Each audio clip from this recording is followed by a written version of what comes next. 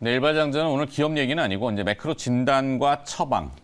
이제 문제가 뭔지 알면은 거기에 따른 해법과 대응책들이 고민이 되고 그 대응책들이 합당하면은 시장은 방향을 잡습니다. 근데 이제 문제가 뭔지는 대충 논점은 나왔는데 이 대응책이라는 게 조금 모호하다 보니까 한번 정리만 하고 그냥 빠르게 지나가겠습니다. 자, 뭐 지금 대두되는 것은 이제 문제점은 이제 좌측에 있고 그다음에 대응책은 우측에 있는데 인플레이션에 대한 대응은 뭐 금리 인상 긴축이죠. 인플레이션은 진행형입니다. 아직도 정점이 어딘지 명확치 않아요. 오늘 아침에도 설명드렸지만 뭐 단편적으로는 국제 밀 시세, 밀 선물이 5%나 급등을 했다고 그랬잖아요. 그러니까 이런 것들이 멈춰야지만이, 물론 그 뒤에 보면 또 전쟁이 있는데 전쟁도 장기화와 확전의 가능성을 지금 배제할 수가 없는 상황이기 때문에 명확히 딱히 해법 찾기가 좀 어렵습니다. 연준도 고민하는 거죠. 금리 인상만으로 과연 잡을 수 있을까? 애매합니다. 애매해요. 그러니까 성장률도 지금 낮아지고 있고 하는 꼬여있는.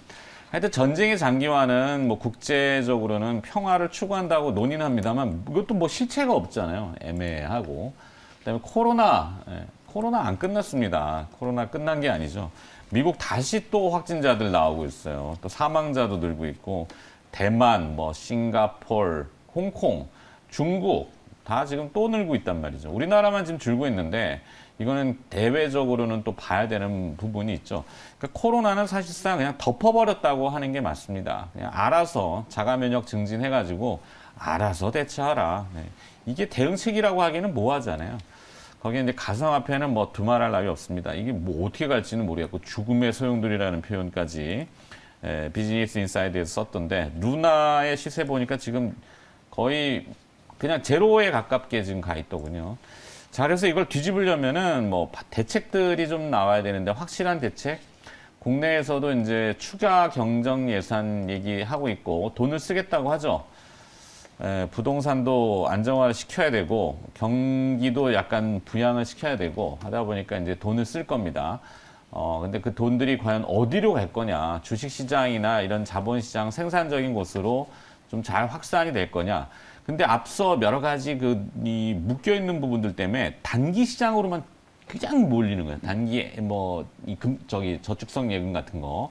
그 단기도 이제 예전에 뭐 1년, 2년 이렇게 되는데 요즘은 3개월짜리 막 이런 것들로 막 몰리고. 은행으로 가는군요.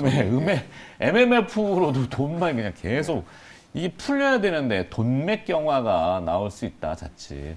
하여튼 뭐 잘 풀어야 되죠.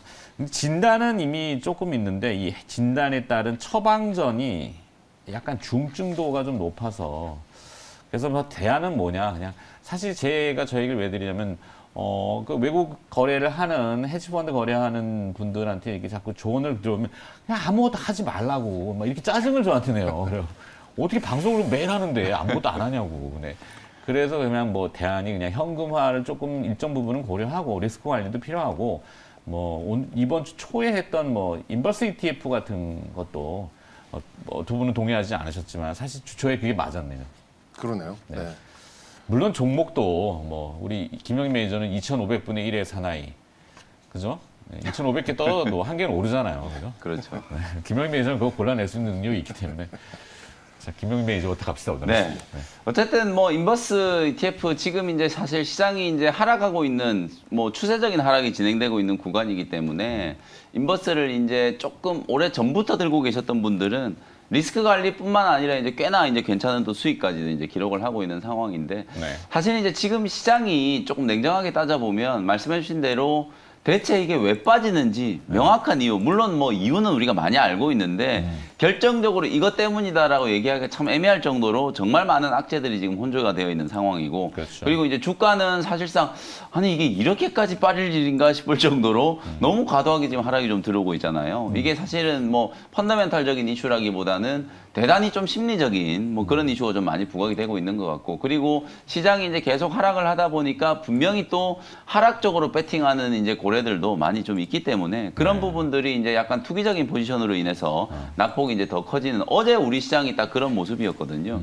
그런 현상들이 좀 나타나고 있기 때문에 사실상 이제 기술적인 위치를 봤을 때는 과연 어디까지 빠질 거냐. 제가 어제 가장 많이 받은 질문 중에 하나가 대체 시장이 언제까지 빠지냐. 그럼 뭐 2,500이면 바닥 아니냐, 뭐 이렇게 또 네. 슬슬 군부를 짚히는데 바닥입니까? 그래서 사실 저는 2,600이 바닥이라 그랬는데 2,600이 깨졌잖아요 지금. 코스피는 진짜 2,600 정도는 지지가 될 줄 알았거든요. 네. 근데 이제 어저께 이제 2,600이 깨져버리다 보니까 사실 이거 이제 2,500이 바닥이다라고 얘기하기도 좀 민망할 정도로 완전히 양치기 소년이 되는 그런 느낌인데 그럼에도 불구하고 전 세계 지수가 시장에서 대한민국 주식시장 분석하는 게 제일 어려워요. 네. 뭐 맞습니다. 그거 맞습니다. 그래서 어쨌든 어느 정도는 이제 러프하게 보더라도 한 2,600, 2,500 정도 라인이 사실 뭐 우리가 너무 좀 진부하긴 하지만 항상 코스피 라인은 PBR 밴드 많이 따지잖아요. 네. 역사적으로 이 PBR 밴드가 0.9까지 떨어지면 뭐 여지없는 기회였다. 그게 2,500 정도면 0.9 라인이기 때문에 네. 그 정도의 수준이면 이제 시장의 하락폭 자체가 조금 제한적이지 않을까라고 뭐 이게 객관적일 수는 없지만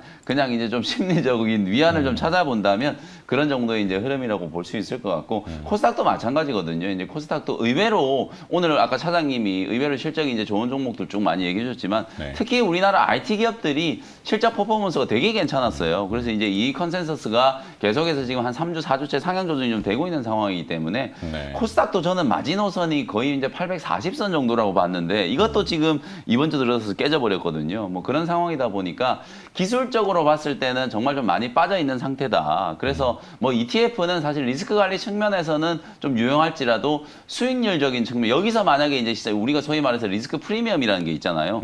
여기서 만약에 더 빠진다라고 하더라도 누구나 다 시장이 빠질 거라고 예상하고 있기 때문에 ETF 낙폭 자체는 그렇게 크지 않거든요. 근데 네. 오히려 반등을 이제 한다라고 다들 생각을 못 하고 있기 때문에 오히려 레버리지가 말 그대로 레버리지 효과가 더 생기면서 좀 탄력적으로 움직일 수 있기 때문에 ETF 같은 경우에는 좀 해지 측면에서 좀 활용을 하시고 네. 뭐 수익률적인 측면에서는 종목으로 저는 대안을 찾는 게 좀 분명히 좀 맞다라고 보고요. 그렇죠. 너무 또 어려운 시장인데 기업 선택이 제가 안 돼가지고 그냥 저렇게 한 네, 거지. 너무 어려운 시장이라서 이제 종목 선정하는 것도 정말 좀 어렵지만 너무 시장 하방에 대한 좀 비관적인 이제 여러분들이 좀 공포를 가지는 거는 조금 또 좀 경계를 하셔야 되는 위치가 아닌가 이렇게 저는 말씀을 좀 드리겠습니다. 그래요.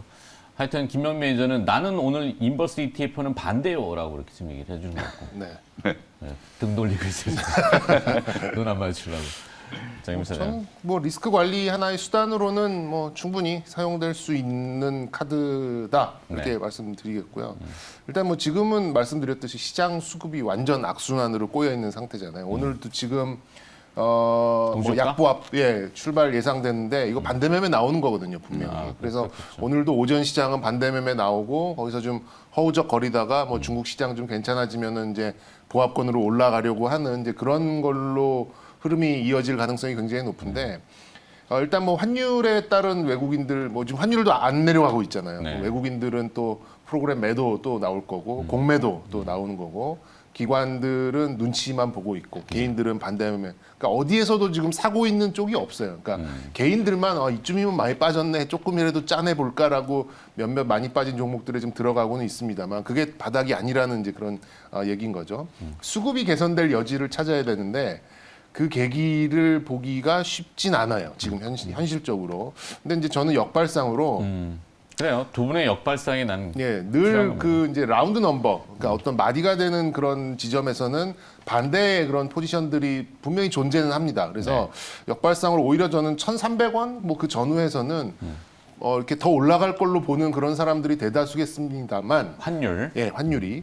근데 뭐 정부 개입이나 근데 국내의 뭐 기준금리 인상 뭐 이런 얘기가 좀 나오면 오히려 반대 포지션으로 이제는 좀 떨어질 수도 있지 않을까라는 그런 포지션을 생각하는 사람들이 분명히 생겨요. 뭐 환의 뭐 전문가시니까 그런 뭐 환율에 이제 그런 이 선물 거래나 이렇게 한 사람들은 분명히 좀 생기거든요. 그렇게 되면은 뭐 지금까지는 환율이 공포 지수처럼 어느 정도 작동을 하고 있습니다만 어떤 바로미터로서의 역할이 1,300원 오히려 환율이 더 올라가면 갈수록 이제는 좀 반대로 생각하는 사람들도 늘어나는 상황이 좀 되기 때문에 저는 뭐 역발상적으로 오히려 좀 환율이 더 치고 올라가면 그 반작용도 나올 수 있다. 이렇게 좀 생각이 좀 드는 부분도 좀 분명히 좀 있긴 있을 거고요. 네.